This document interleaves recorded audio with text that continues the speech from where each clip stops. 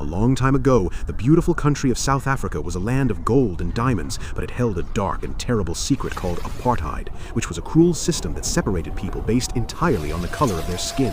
In this unfair world, white people had all the power, the best schools, and the finest houses, while black people were treated like strangers in their own land, forced to live in crowded, poor areas and carry special passbooks just to walk down the street.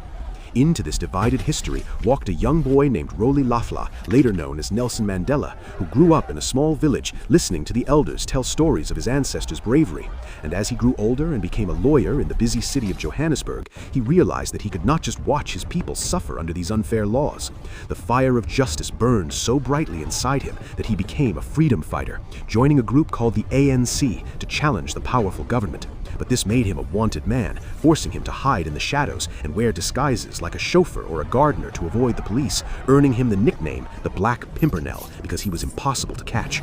However, the government eventually set a trap, captured him, and sentenced him to life in prison for trying to overthrow the state, sending him to the terrifying Robben Island, a lonely prison surrounded by icy shark-infested waters where escape was impossible.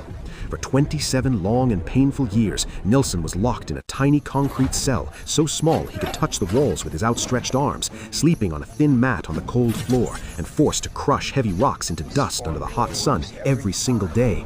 The guards tried to break his spirit and make him angry, but Nelson was stronger than stone. Instead of hating the people who locked him up, he spent his time reading, exercising, and teaching other prisoners, becoming a symbol of hope, not just for South Africa, but for the entire world. While he sat in that small cell, millions of people outside began to march, sing songs, and demand his freedom, until the government finally had no choice but to open the gates. In 1990, the world held its breath as an old man with gray hair and a gentle smile walked out of prison, fist raised in the air. But instead of calling for revenge or war against those who stole his life, he shocked everyone by asking for peace and forgiveness. He urged black and white people to throw their weapons into the sea and join hands to build a rainbow nation where everyone was equal.